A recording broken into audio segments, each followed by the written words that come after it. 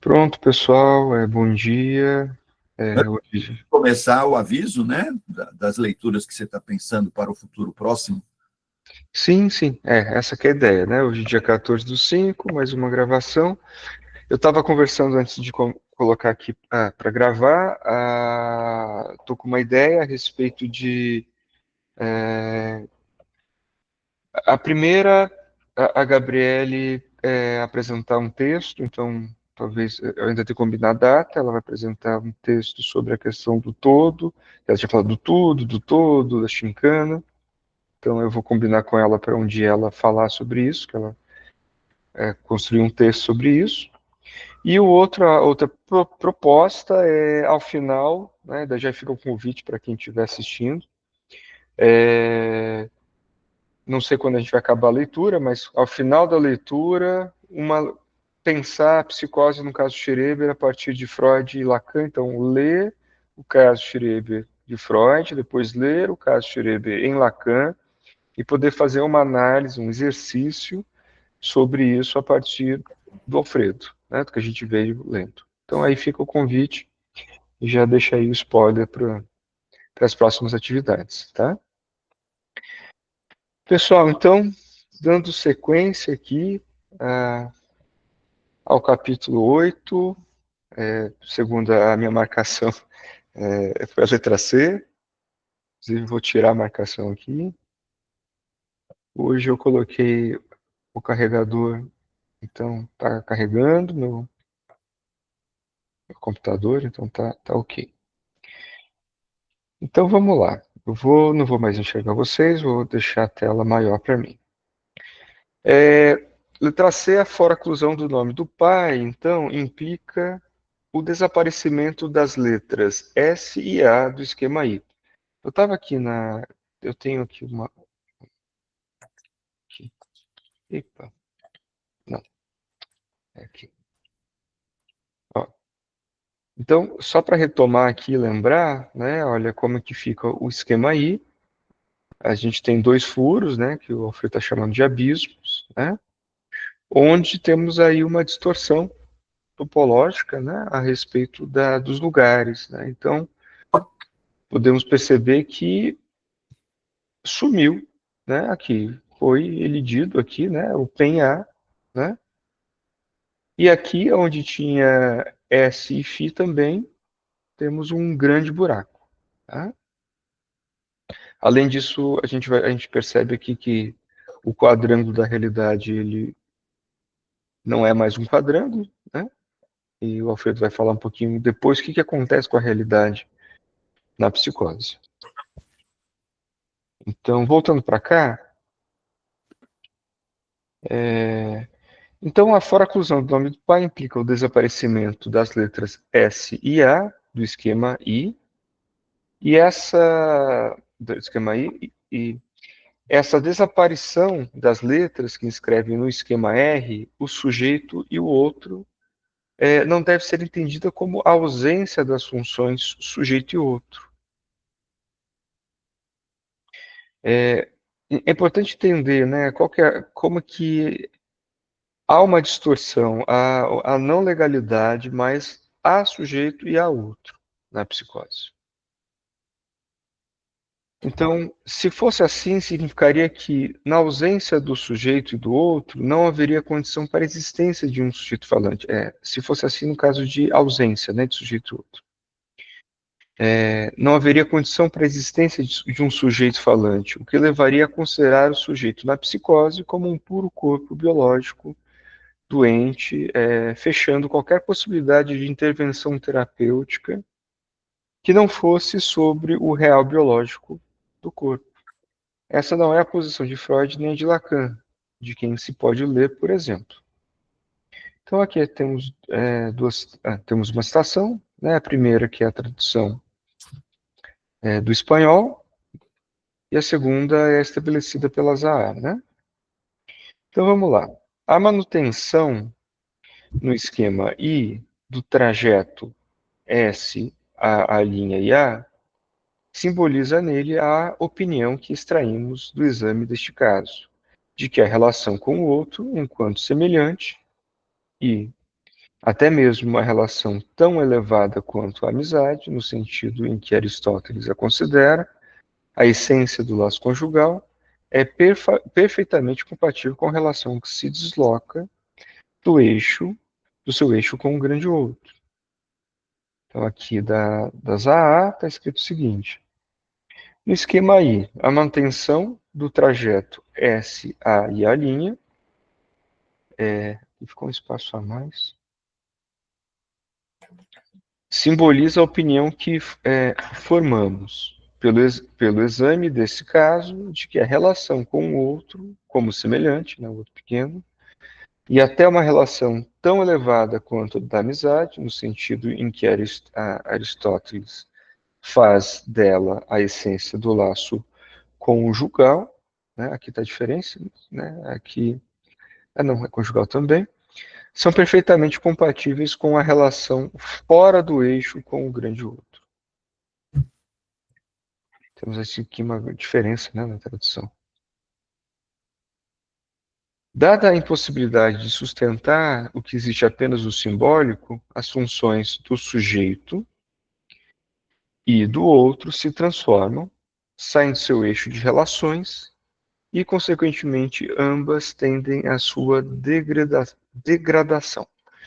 E aqui, né, eu acho que algumas das coisas que a gente pode tentar, né, que eu comentei, dada a impossibilidade de sustentar o que existe apenas no simbólico. Tá? O que existe apenas no simbólico? E aqui, ó, eu fiz uma nota. Trata-se da precariedade intrínseca à dimensão puramente simbólica no campo da psicose. Então, aqui, no âmbito da psicose lacaniana, da psicanálise lacaniana, o sujeito é esbarrado como um efeito da linguagem e do discurso é o que um significante representa diante de outro significante. Localiza-se nos espaços intervalares entre os elementos significantes. Sua existência é apenas simbólica. Então, eu queria fazer um comentário a respeito disso que o Alfredo está dizendo, a respeito de dada a impossibilidade de sustentar o que existe apenas no simbólico. Então, esse apenas no simbólico é essa condição do sujeito barrado, enquanto efeito da linguagem, do discurso, que é um significante que representa diante de outro significante. Isso aqui está falando, isso é uma existência apenas simbólica. Um objeto simbólico que nasce à existência e, ao mesmo tempo, é assassinado por meio de todos os tu-és, que recebe em uma relação homofônica entre tu és, e tu é, assassinado, assassino em francês, né? Essa existência puramente apenas simbólica do sujeito está fundamentalmente associada à função paterna, P em A. Então, quando o Alfredo está dizendo a respeito disso, olha, dada a impossibilidade de sustentar o que existe apenas no simbólico, né, que é essa legalidade do significante, as funções do sujeito e outro se transformam. Saem de seu eixo de relações e, consequentemente, ambas tendem à sua degradação. Tá? Era só para o Alfredo não deixar claro, tem algumas coisas, né? Então, o sujeito, S, diante da impossibilidade de sustentar a existência, sofre e em geral, testemunha sua própria morte. O outro, como A, também se degrada, embora isso pareça contraditório sob a perspectiva de sua onipotência. E aqui, por que seria contraditório? Né? Então, aqui quando está falando, é importante a gente lembrar uma coisa, porque tem alguns elementos aqui que tem uma delimitação conceitual, né? Importantíssima. Quando fala apenas no simbólico, está se referindo ao existir também. O que está dizendo? Vamos pensar, né? A existência ex nihilo também, né? Que é dessa existência que se refere A outra questão é quando fala do sujeito que está se degradando, né? Degradação, está falando do sujeito enquanto nessa relação com essa existência ex nihilo, né? Ex nihilo. E quando está falando do outro, está falando do outro como A, né? Como lugar simbólico, né? Ou seja, como também ele opera, como que a cadeia significante opera, tá? Então, é importante a gente estar decifrando um pouquinho os termos e não tomar isso como existência e tem que lembrar do conceito.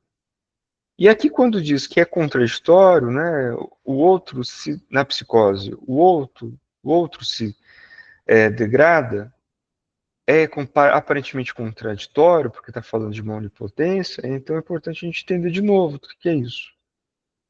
Então, aqui, a ausência da função paterna impede que a incompletude de A seja inscrita. Acho que eu bato muito nessa tecla, né? A incompletude de A seja inscrita e legalizada como uma falta estrutural operável. Em vez de funcionar como um limite inerente à estrutura simbólica e passivo de ser contornado pelo desejo, né? Porque é a partir dessa falta que o desejo ele vai operar, né? O desejo quanto o resto. A falta, quando não enodada à lei, manifesta-se como perda, uma fuga constante e ilimitada. Então, aqui, né, esse que é um ponto interessante, né? Aqui a falta, então, na psicose a falta ela não está enodada com a lei, né? Então, primeiro, um dos efeitos não vai ter efeito desejo, mas você vai ter outro efeito no lugar. Então, a falta não enodada à lei, ela tem quanto efeito infinitização. Então, a demanda do outro. Então, aqui, para falar sobre isso, é importante, da onipotência, é importante pensar um pouco a respeito da relação e diferença entre o outro e a necessidade, demanda e desejo. Então, a demanda do outro, que no neurótico encontra limites e se articula à falta do outro, né? É a partir daí que o sujeito e o desejo pode advir, né?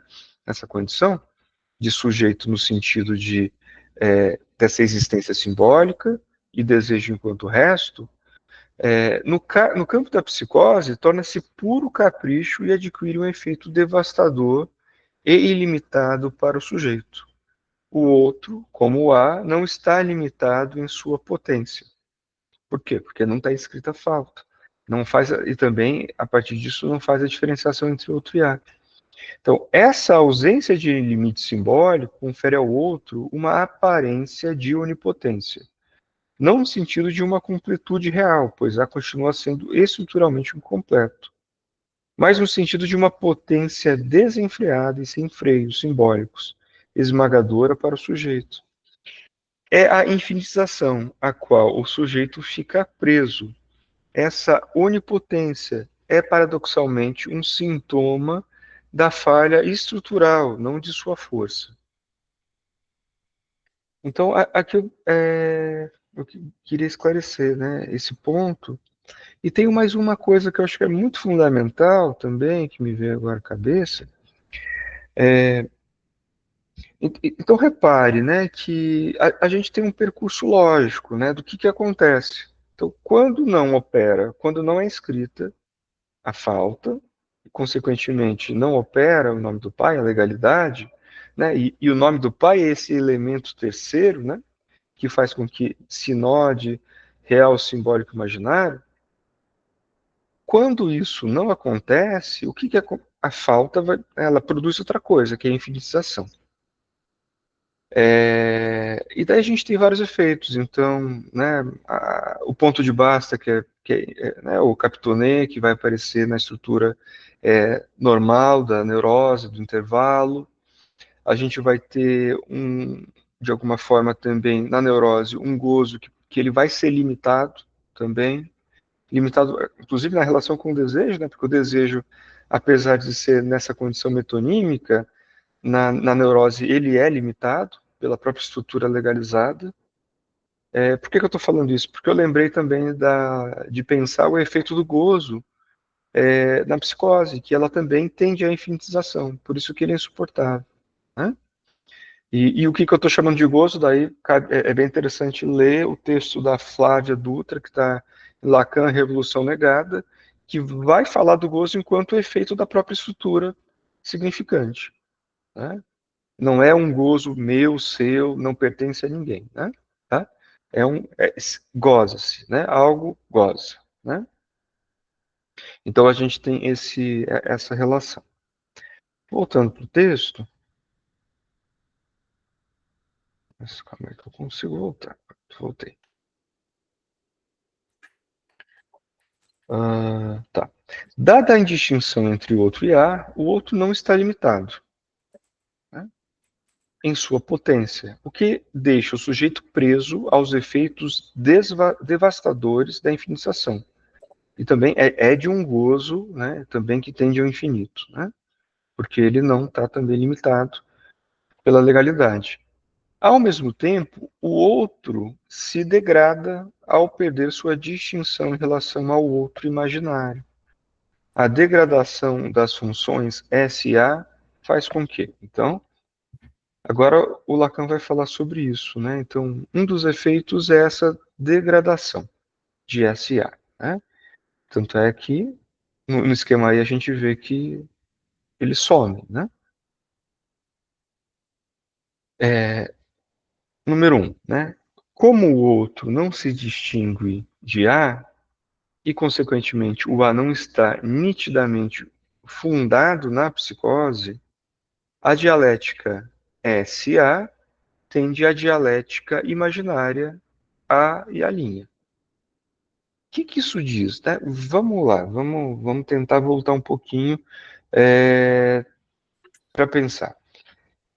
Vocês lembram, por exemplo, a gente já passou aqui em outros capítulos a respeito do esquema Z e também do esquema L, né?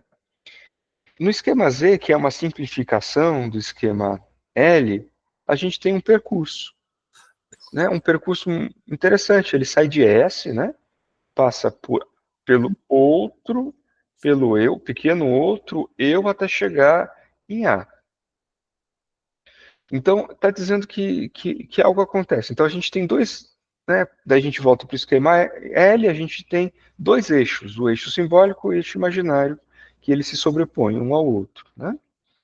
Então, a mensagem, a própria mensagem que vem do outro de forma invertida, vai ter esse percurso, né? E o Alfredo aponta, onde é que está o sujeito? Ele é um sujeito que é intervalar, então ele está entre esses elementos. Então, nesse sentido, a gente está dizendo assim, olha, está falando da dialética, né? Na psicose, há uma dialética que ela tá referida ao imaginário, né? Ela sai, então, dessa degradação entre S e A, que vão ser elididos ali, né? O eixo imaginário, A e a linha, é o que vai se sobrepor, basicamente, né? E aí temos consequências também importantes dentro da clínica, né? Da clínica, dentro também de como é construída a realidade ali, como se constitui a realidade. Então, Lacan concebe essa tendência como uma regressão tópica ao fio mortal do estágio do espelho.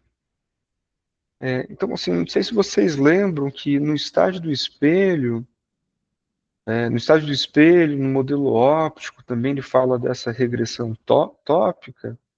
Ele vai falar da dialética entre o senhor e o escravo, ele vai falar assim, né, que chega a um ponto que se regride, é uma luta entre vida e morte, né, alguém vai morrer ali, né? Voltando para cá, o que implica a modificação de ambas as funções. Isso não significa a inexistência das funções de sujeito e outro, nos casos de psicose, mas sim que, para o próprio sujeito, o destino de ambas se confunde com a luta de morte própria da dialética imaginária.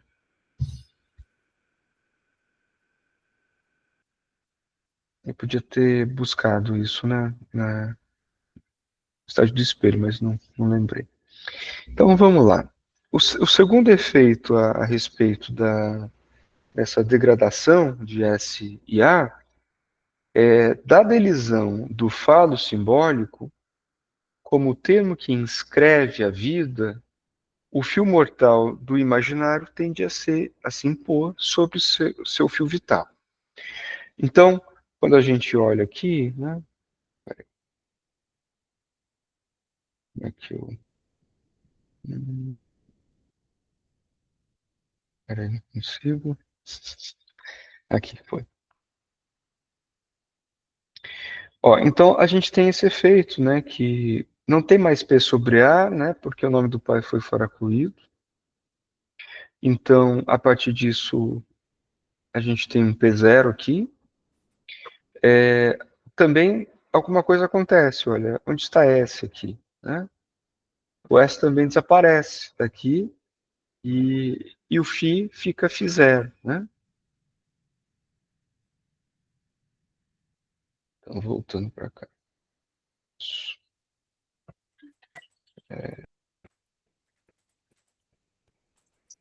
E 3, como S e A, né, tendem a se converter em A e A', torna-se impossível evitar a multiplicação de suas manifestações. S e A tendem a ser representados por uma pluralidade ilimitada de termos A. Então aqui o Alfredo vai explicar um pouco esses efeitos, né? Então vamos lá.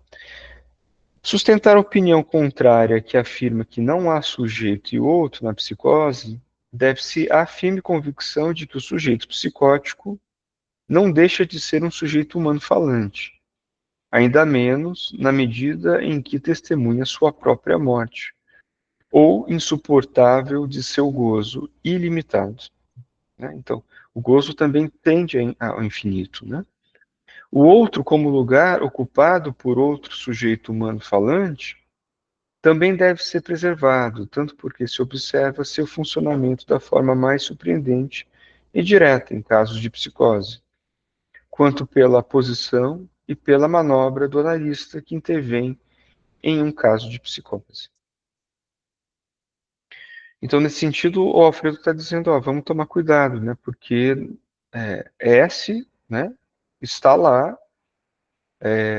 A questão é que A também está lá, só que há um efeito sobre eles, né?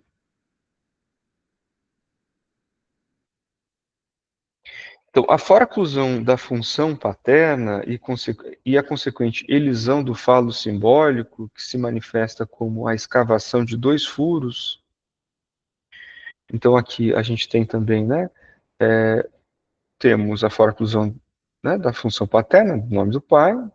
Consequentemente, a gente tem uma elisão do falo, né? E também algo que vai se manifestar como a escavação de dois furos. Ainda que se surpreenda, fazem com que tais furos do esquema I devam ser distinguidos de um furo normal. E aqui que o Alfredo vai começar a pensar esse furo. O que é, né, o efeito, né, essa vai ser efeito, né, de forma vai se desencadeando vários efeitos, né? Então tem um furo, mas não é o furo que a gente vai, por exemplo, falar quando fala do furo da neurose, né? Então esses dois furos, então agora ele vai falar o seguinte, né?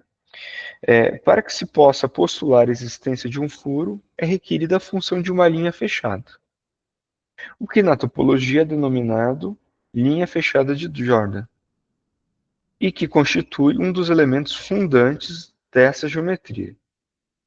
Como a função de fechamento falta na psicose, não se poderia propriamente postular tal propriedade, como característica de seus furos.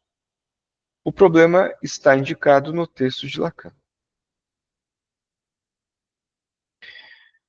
Primeiro, quando denomina tais furos como puro e simples furo, indicando que, em seu texto, esse furo não está, como tal, inscrito pela metáfora paterna, que fura o outro sujeito.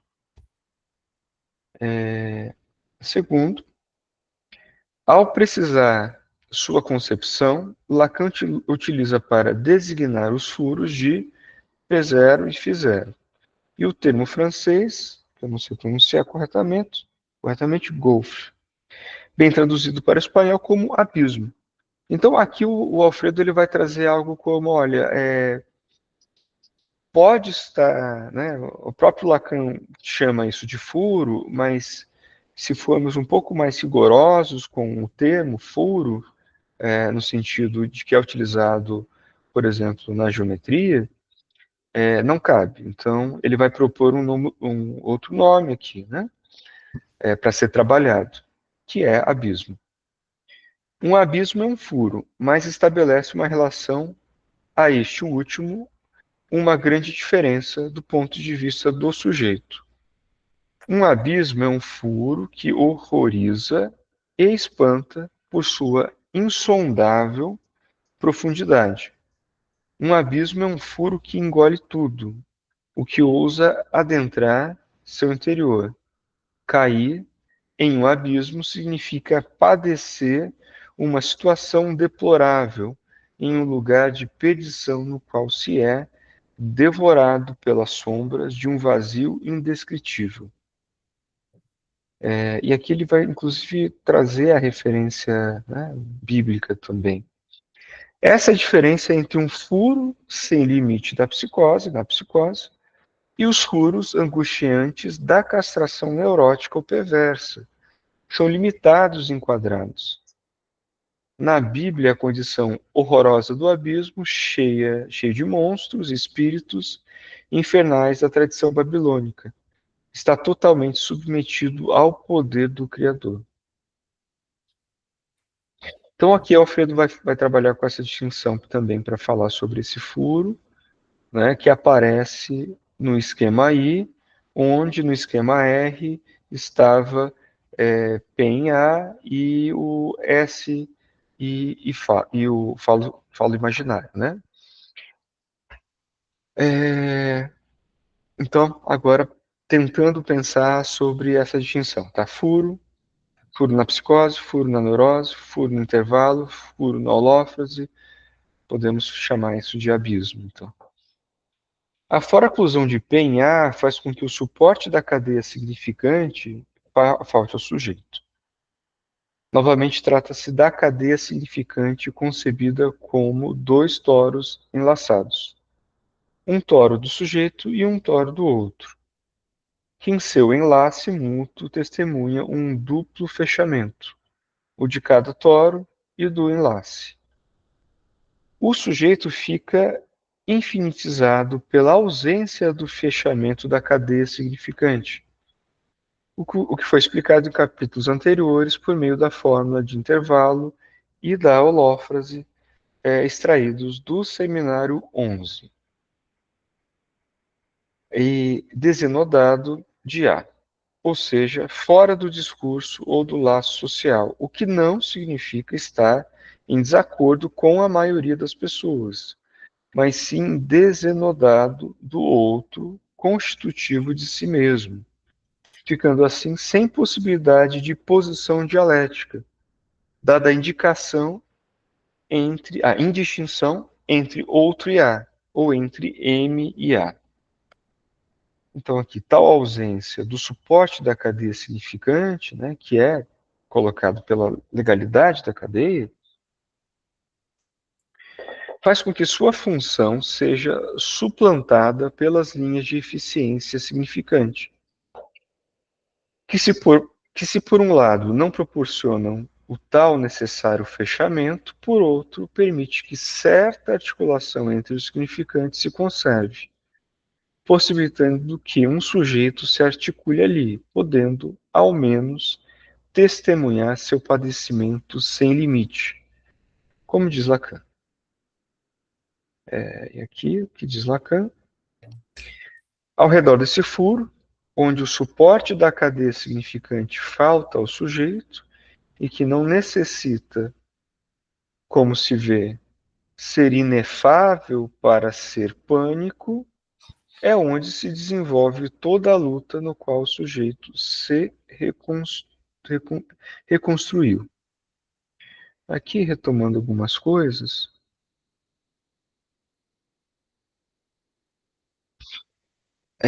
Esse trecho aqui assim, é de uma complexidade bastante grande, né?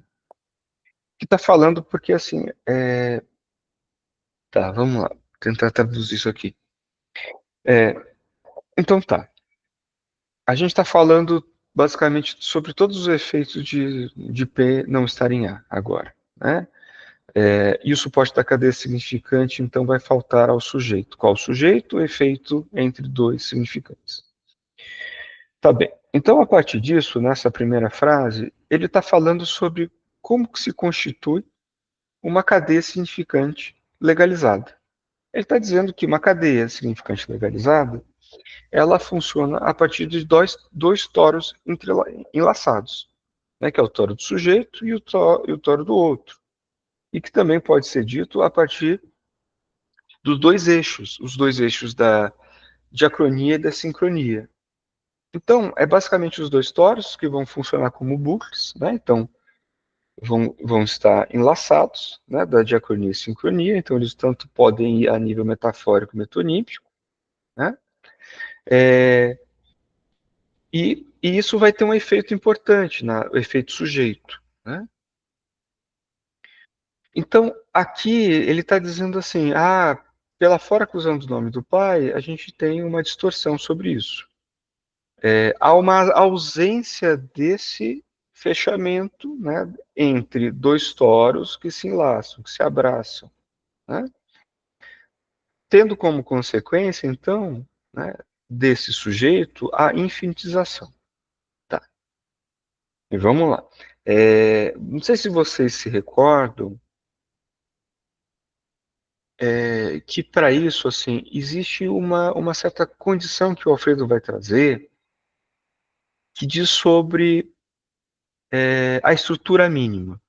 A estrutura mínima ela tem que ser quaternária, né? Vocês lembram disso? A estrutura mínima ela tem que ser quaternária. S1, S2, S1 linha, S2 linha. É isso que aparece na metáfora paterna, por exemplo, né? Então tá.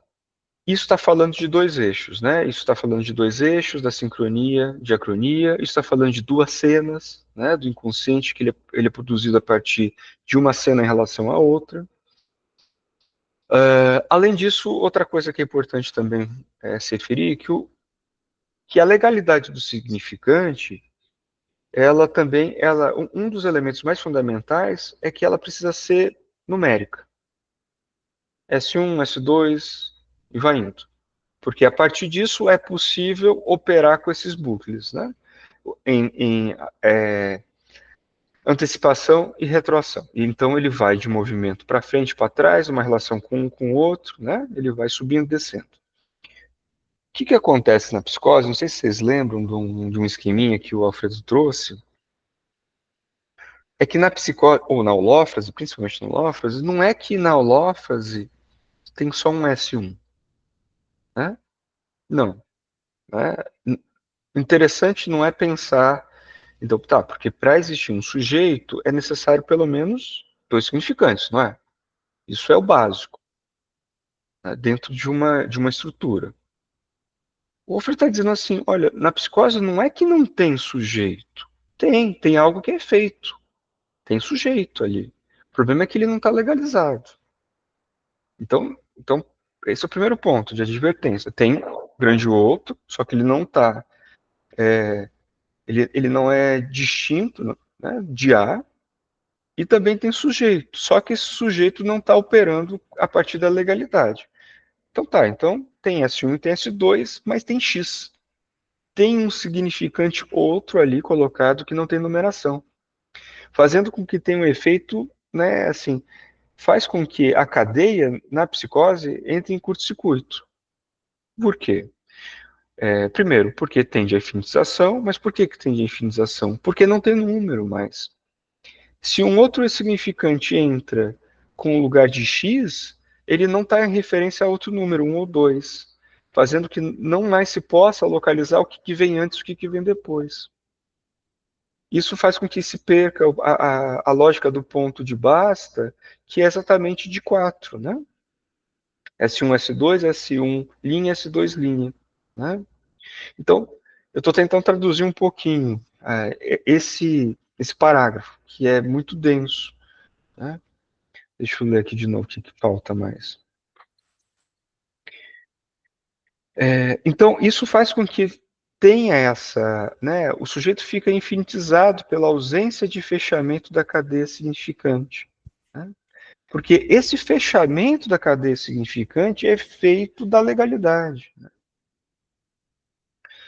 Então, a partir disso, né, e desnodado de A, ou seja, fora do discurso lá social, mas que não diz, fora do discurso lá social, então vai ter um efeito sobre isso, mas não quer dizer que a maioria das pessoas elas não consigam se comunicar, não se trata da lei, né, por exemplo, da lei jurídica, né, não é desse comprometimento que se trata. Né? Além disso, vamos ter um outro efeito, né? Qual?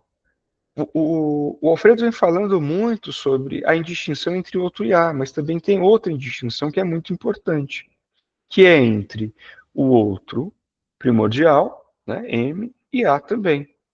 Né? Que é essa diferença entre quem encarna o lugar de A. Né? É... Então tá. Ok. Agora lendo a citação. Né? Então, relendo a citação. Agora eu vou ler das AA para a gente ver a diferença. É em torno desse buraco em que falta ao sujeito o suporte da cadeia significante e que não precisa, como se constata, ser inefável para ser pânico, que se trava toda a luta, que se trava, né, se travar toda a luta em que o sujeito se reconstrói. Vamos entender essa citação um pouquinho? Primeira parte, o furo. Né? Ao redor desse furo que ele está falando, né, inicialmente, é da forclusão de P em A, né? Onde o suporte da cadeia significante falta o sujeito. Qual que seria? Daí agora ele está falando do outro extremo, que é Φ e S. Tá bom? É só para a gente tentar localizar no esquema o que ele está falando ao redor desse furo e o suporte da cadeia significante falta sujeito. Então temos esses dois. E que não necessita, como se vê, ser inefável para ser pânico. Vocês conseguem entender? Tá, vamos lá, a gente tem pouco tempo, talvez eu não consiga abrir para a questão. Ser inefável para ser pânico é que, para o sujeito neurótico, a existência é inefável e estúpida.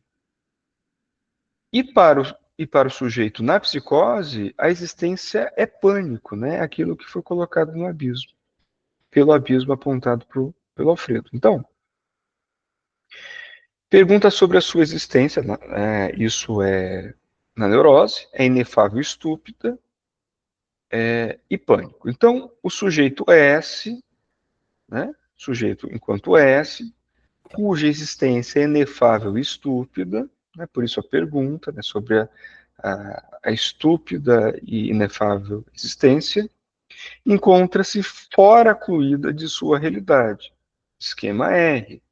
Ou seja, o sujeito cuja existência é inefável e estúpida, ele está fora cluído no campo do intervalo, né? Efeito da relação do falo, né? Que o falo vai fazer o quê? Faz com que a falta, a inscrição dessa falta. A perda do limite impede que o significante opere normalmente na representação do sujeito. Não é que não tem significante, que não tem sujeito, mas tem uma outra forma de operar, resultando na perda da função do intervalo que permite distinguir S1 de S2. E é o que eu falei há pouco, é quando entra um significante que não está legalizado ali, né? A tendência à infinitização e à perda do limite, na realidade, contribui para a petrificação ou paralisação do sujeito, fixando sua posição no ideal simbólico. Enfim, e a partir disso, passa a ser pânico. O que passa a ser pânico? O sujeito na psicose, ele testemunha a própria morte. Né? Pessoal, como é que tá? É denso, né? É muita coisa. São muitas camadas tendo que para tentar retomar, né?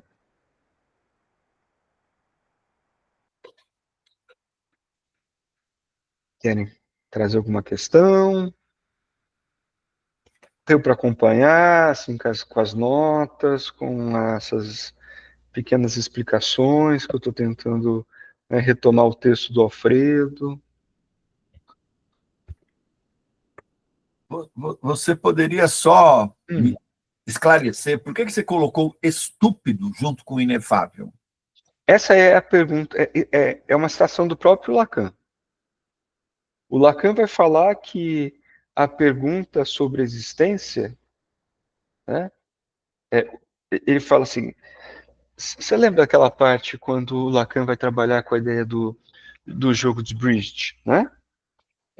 3 mais 1. Né? 3 mais 1 é o sujeito, é esse que vai entrar aí no jogo. Ele entra como morto. Por quê?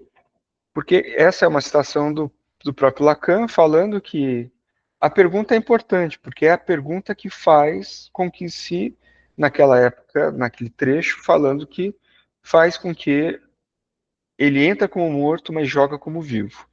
Se a gente for pensar, que representa essa fala? Representa a própria lógica do significante. Um significante não pode representar a si mesmo.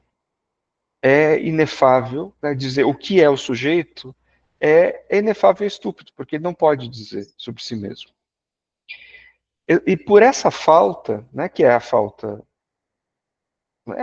da própria língua, né, da linguagem, né, que constitui, se dá a possibilidade de desejo e também de enquadre do fantasma.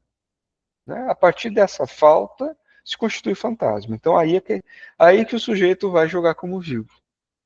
Então é nessa questão. Então, inicialmente parece que é uma crítica que o Lacan está fazendo. É inefável e estúpido. Né? O sujeito em sua condição, a existência do sujeito em sua condição inefável e estúpida. Né? Então, o problema não é a pergunta. Né? É estúpido porque tentar achar a resposta, ao mesmo tempo é estúpido porque não tem, mas só que ela é fundamental para estabelecer a fantasia, né? O fantasma. Né? Então é nesse sentido, Gilberto.